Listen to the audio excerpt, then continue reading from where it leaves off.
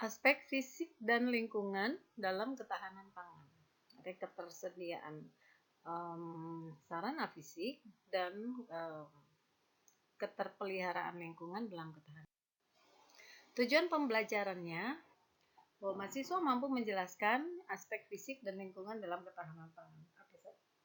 Apa saja yang meliputi aspek fisik dan yang meliputi aspek lingkungan. Aspek fisik seperti infrastruktur dan aspek lingkungan sangat memengaruhi ketahanan pangan nasional. Faktor merata dan berkualitasnya aspek fisik akan meningkatkan ketahanan pangan.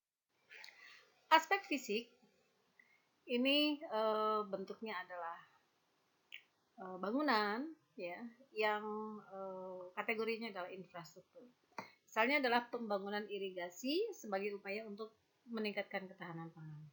Salah satu akses untuk meningkatkan ketahanan pangan adalah melalui pembangunan irigasi. Irigasi itu adalah sistem pengairan lahan pertanian. Latar belakang pembangunan irigasi karena petani sangat bergantung terhadap air hujan dalam memenuhi kebutuhan air lahannya. Akan tetapi iklim sekarang sudah sulit untuk diramalkan. Waktu turunnya hujan dan petani tetap memerlukan air setiap saat agar padinya tetap tumbuh. Oleh karena itu sistem irigasi ini sangat diperlukan. Jalan, jembatan, pelabuhan, dan bandara sebagai upaya untuk meningkatkan ketahanan pangan.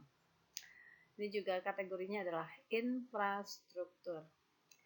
Akses masyarakat terhadap pemenuhan kebutuhan pangan merupakan salah satu yang wajib dipenuhi agar ketahanan pangan dapat tercapai. Oleh karena itu, harus ada faktor-faktor yang mendukungnya, yaitu akses jalan, jembatan, pelabuhan, tol laut, bandara, agar pangan dapat terdistribusi secara merata ke seluruh Indonesia. Petani membutuhkan jalan dan jembatan sebagai akses untuk memasarkan hasil panennya dari lahan pertaniannya ke pasar. Jika jalan dan jembatan dalam kondisi bagus, maka distribusi pangan akan berjalan dengan cepat. Jalan dengan kondisi bagus dapat juga mengurangi ongkos distribusi secara signifikan, sehingga harga pangan menjadi terjangkau. Pembangunan jalan tol diharapkan dapat mempercepat proses distribusi pangan sehingga seluruh masyarakat dapat mengakses pangan dengan cepat, mudah, dan dengan harga yang murah. Selain tercukupi ketahanan pangan, akses dan jalan yang bagus akan menciptakan kondisi daya saing perekonomian dan meningkatkan daya beli masyarakat. Nah, ini untuk kasus pembangunan jalan tol, situasinya atau kondisinya sekarang sedang digencarkan oleh pemerintahan Joko Widodo. Ya, sudah dibangun sekian ribu kilometer di sepanjang Sumatera, Jawa, di Papua, ya.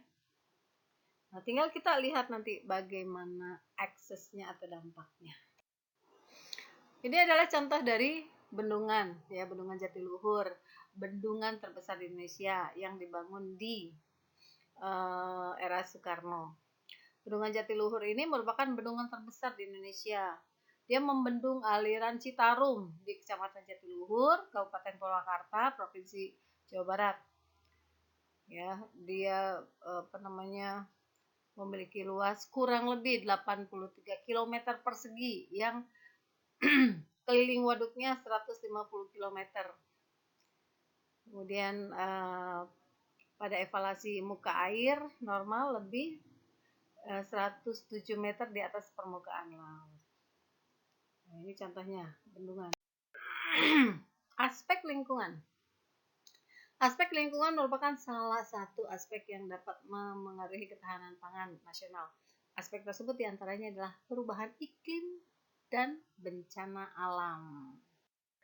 Perubahan iklim, ya, menurut Food Association Organization, Food Agricultural Organization, ya, tahun 2008, menyebutkan bahwa iklim adalah kondisi karakteristik di bawah permukaan atmosfer pada daerah tertentu, sedangkan cuaca adalah kondisi karakteristik di bawah permukaan atmosfer harian di daerah tertentu.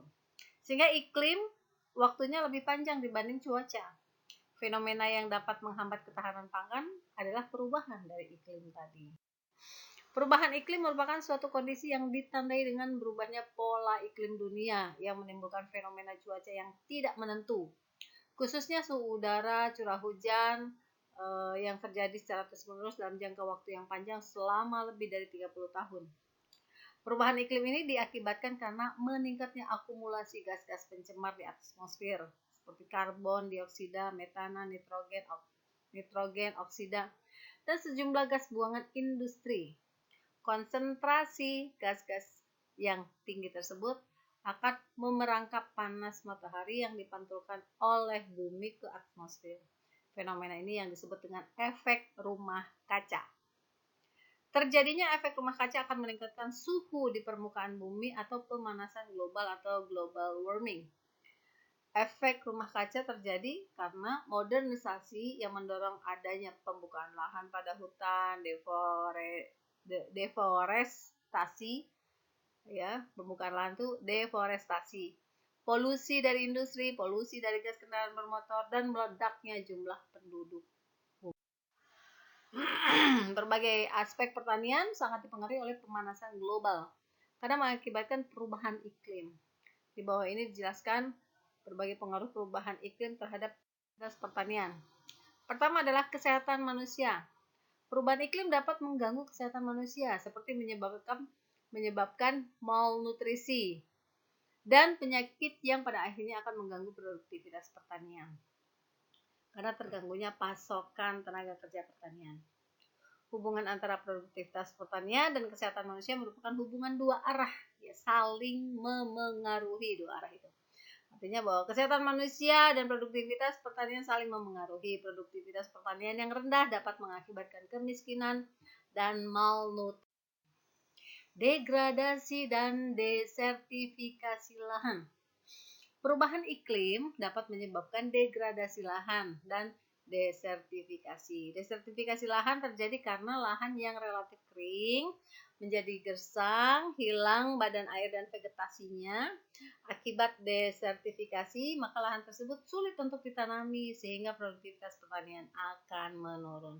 Apa itu degradasi? Adalah perubahan yang mengarah pada kerusakan di muka bumi.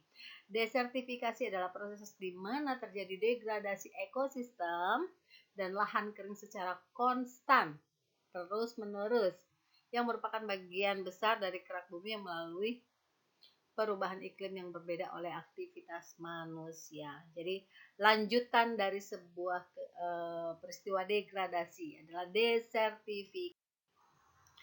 Kemudian berkurangnya ketersediaan air untuk irigasi. Perubahan iklim akan menyebabkan kekeringan karena tidak teraturnya curah hujan. Oleh karena itu, ketersediaan air untuk irigasi akan mengalami penurunan. Sungai yang menjadi pemasok air untuk irigasi mengalami kekeringan sehingga irigasi tidak dapat mengalirkan airnya ke lahan pertanian. Akibatnya produktivitas hasil pertanian akan mengalami penurunan. Nah, ini yang